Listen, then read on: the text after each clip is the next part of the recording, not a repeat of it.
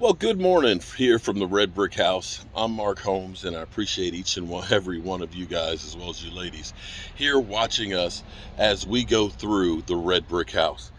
Yesterday was a tough day for me. I'm not going to lie. Just had so many things. It was just hard getting going. Left some wired home that would have been really nice. I was actually going to bring in a TV because we got cable in here just to have some extra ambient noise besides having Walmart music all day. But we ended up finishing the day off good. You know, it was actually nice for the first time seeing the porch light on and seeing the lights on the house. The house literally looked alive. And, you know, it kind of looks a little bit rough right here when you look at it, the painting and things. And we have our inspections for plumbing and electrical and framing tomorrow. So we've got a bit of work to do to get ready for that, but it's not going to be all day. Unfortunately, it's not until the afternoon. Hear the train going through here. One of the things that Waynesboro is known for. A couple of things. I'm going to probably end up spending the weekend here doing some other stuff because I'm going to be going to the NFL draft next week. So in the middle of the week, if I can get the inspections passed tomorrow, we'll get the insulation put in on the walls and then try and get a concealment inspection for Monday. And then I've got some guys that are going to hang the drywall.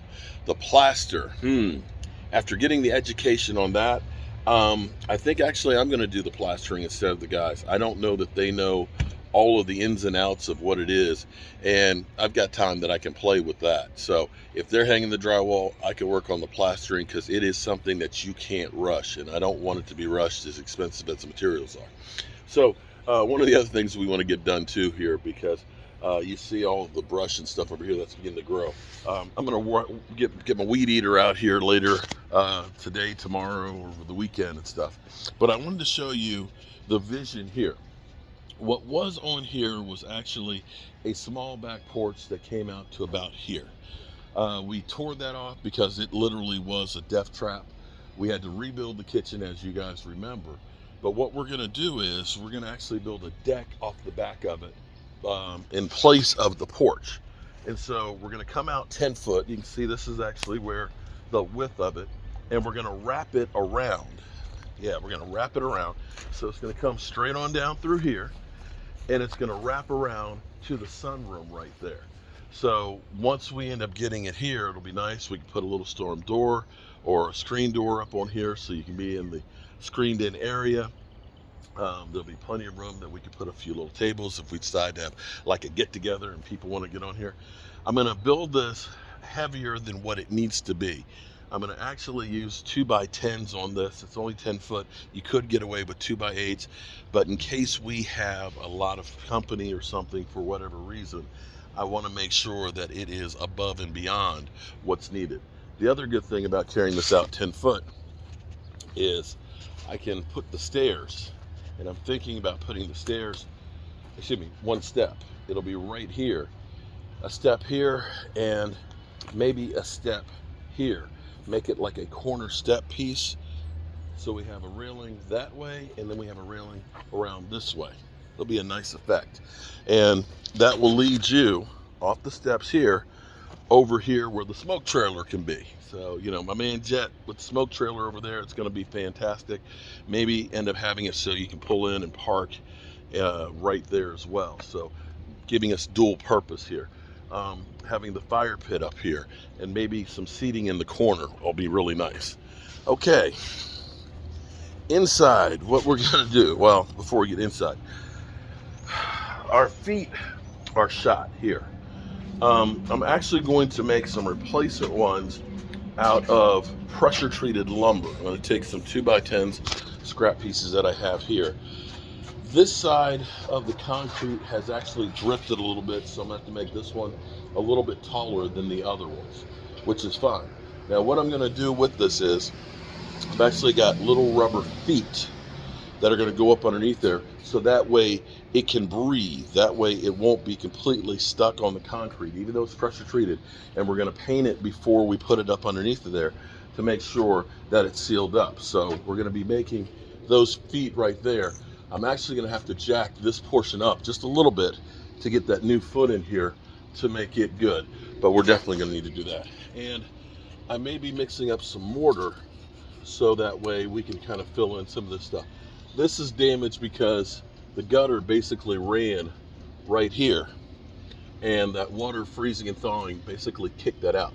Now, the rest of that mortar, lime mortar, is actually in really good shape in there. You can see where I'm not quite as good, or I didn't clean it off as well as I should. You can see here where our brick mason truly fixed it well. So that's another thing. And another thing we're looking at too is a lot of this paint, they should have never painted it,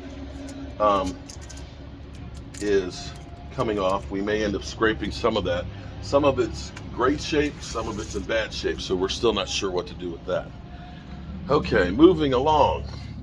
In here, I'm gonna be wetting the concrete some more here for our plaster. So we're gonna, and it looks like, it's actually looking like it's actually beginning to really absorb and hold that. So that's a good thing. I wanna get all of this stuff cleaned up and out of here so that way we are good to go. Some of the tools that we have here, we don't need. We're gonna get that stuff out of here as well, so that way it's nice and ready to go for the building inspector. We got like a couple of 2x3s blocking we got to put in there. Our pressure held overnight, which is good. I've just got to get my shower pans in here and put the caps on this stuff to make sure it's all good to go. We'll be running out our exhaust fans for here. We've got the pipe for that stuff, and this is this is where I'm proud of this. This is going to be like a car wash when you take a shower. You know, you've seen me come out from up underneath the house. I am dirty. I am truly dirty. So this will end up being 4 side jets, a shower arm, and a shower head. So we've run 3/4 inch pipe here to feed this thing. So that way there will be good pressure on this thing, because like I said, you know, I get dirty. I get real dirty. So you'll have this, which will be really, really nice. We're still figuring out the tile work that we're going to do. We'll have a nice light here over the shower. We'll have another light here over the bathtub, and so on.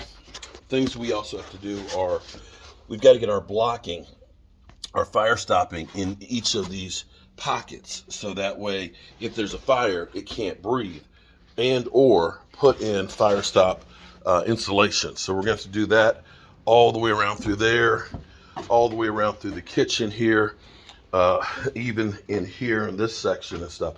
So we've got a lot of stuff to do, but we're definitely getting there. So now also too, I can get these boxes of plumbing pipes and stuff out of here too. And I think once we get this stuff cleaned up and out of the way, it's going to look a lot better in here, because you know it'll be less cluttered and we'll get a better view. And I may get myself another bar clamp and see if we can just start gluing this stuff and putting it back together too, because that's a nice artifact.